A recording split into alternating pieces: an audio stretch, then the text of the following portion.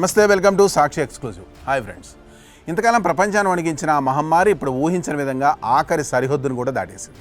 ఐరోపా, Asia, Africa, America ఇలా ప్రపంచంలోని ప్రతి ఖండాన్ని శ్మశానంగా మారుస్తూ లక్షలాది మూగజీవులను బలి తీసుకున్న ఆ కంటికి కనపడని సైలెంట్ కిల్లర్ ఇప్పుడు ఒక సరికొత్త సామ్రాజ్యంలోకి అడుగుపెట్టింది.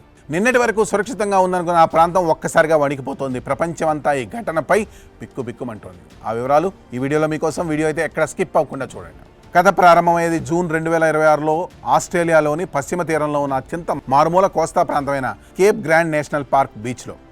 ప్రకృతి అందాలతో ప్రశాంతంగా ఉండే ఆ బీచ్లోకి వలస వచ్చిన ఒక సముద్ర పక్షి బ్రౌన్ స్కువా బలహీనంగా వచ్చి వాలింది. ఒక పక్షి అనారోగ్యంతో పడి ఉంటే ఎంతే ఉంది అనుకుంటే పొరపాటే. ఒక లోకల్ వైల్డ్ లైఫ్ కేరర్ ఆ పక్షిని గమనించి ఐసోలేషన్కి తరలించారు.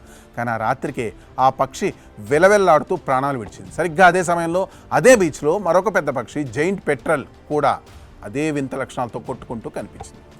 ల్యాబ్ పరీక్షల రిపోర్ట్స్ రాగానే అధికారుల గుండెలు ఆగిపోయాయి. పశ్చిమ ఆస్ట్రేలియా వెటర్నరీ ల్యాబ్లో చేసిన ప్రాథమిక పరీక్షల్లో అది అత్యంత ప్రమాదకరమైన ఏవియన్ ఇన్ఫ్లుయెంజా అని తేలింది. ఆ పక్షి కణజాల నమూనాలను అత్యంత అత్యవసరంగా మెల్బోర్న్లోని నేషనల్ సైన్స్ ఏజెన్సీ ల్యాబ్కు రాత్రే పంపించారు. అక్కడ దానికి జీనోమ్ సీక్వెన్స్ చేయగా తేలింది ఏంటంటే అది అంతవరకు ఆస్ట్రేలియా మెయిన్ల్యాండ్లో అడుగుపెట్టని ప్రపంచాన్ని గడగడలాడిస్తున్న deadly H5 bird flu strain. ఈ వార్త బయటకు రాగానే ఆస్ట్రేలియా ప్రభుత్వం హై అలర్ట్ ప్రకటించింది. Federal agricultural minister Julie Collins అత్యవసర ప్రెస్ కాన్ఫరెన్స్ పెట్టి ఈ భయానకరమైన సత్యాన్ని దేశ ప్రజల ముందు ఉంచారు. ఎందుకంటే ఇంతకాలం ఈ H5 మహమ్మారి సోకని ఏకైక సురక్షిత ఖండం భూమి మీద ఆస్ట్రేలియా మాత్రమే. కానీ ఇప్పుడు ఆ ఆఖరి రక్షణ కవచం కూడా ముక్కలైపోయింది. అసలు ఈ H5 వైరస్ ఎంత భయంకరమైందో తెలుసా? ఇది పక్షుల నరాల వ్యవస్థపై నేరుగా దాడి చేస్తుంది. ఈ వైరస్ సోకిన పక్షులు వాటి మెడలను వింతగా అసహజమైన కోణాల్లో తిప్పేస్తాయి. సమతుల్యత కోల్పోయి పిచ్చి పట్టినట్లు ప్రవర్తిస్తాయి. నిలబడలేక కుప్పకూలిపోతాయి. వాటి కళ్ళు, ముక్కల నుండి ద్రవాలు కారుతూ ఊపిరి తీసుకోలేక గాల్లోనే విలవెల్లాడుతూ క్షణాల్లో చనిపోతాయి.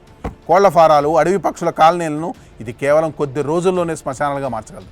ప్రస్తుతానికి కమర్షియల్ పౌల్ట్రీ ఫారాలకు లేదా పెంపుడు కోళ్లకు ఈ వైరస్ సోకలేదని, పెద్ద ఎత్తున జీవాలు చనిపోలేదని అధికారులు చెబుతున్నప్పటికీ లోపల మాత్రం భయం గుప్పిట్లోనే ఉన్నారు.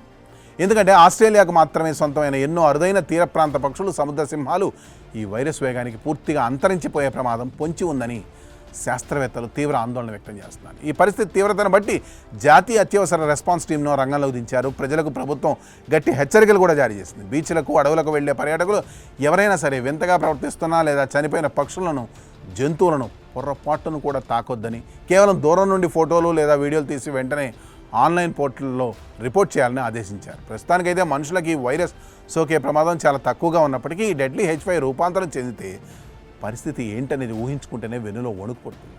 ప్రకృతి తెరిచిన ఈ సరికొత్త వినాశకర అధ్యాయం ఎటు దారి తీస్తుందో, ఆస్ట్రేలియా ఈ అదృశ్య శత్రువును ఎలా ఎదుర్కొంటుందో చూడాలి. That's all for today. This is Harikrishna signing off Sakshi exclusive.